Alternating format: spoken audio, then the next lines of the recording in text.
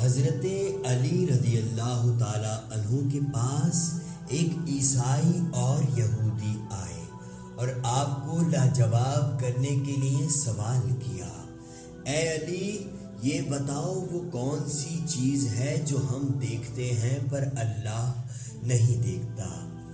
اور دوسرا سوال، آپ کہتے ہو قرآن میں ہر چیز کا علم ہے، تو وہ کیا ہے جو قرآن میں نہیں ہے؟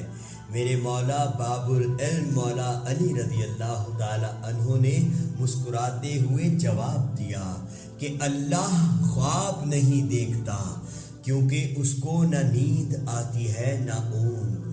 اور تمہارے دوسرے سوال کا جواب یہ ہے کہ قرآن میں سب کچھ لکھا ہے پر جھوٹ نہیں لکھا۔ سبحان اللہ۔ لا فتح الا علی، لا سیف الا ذوالفقار، لا فتح الا علی، لا سیف الا ذوالفقار۔ نعرہ ہے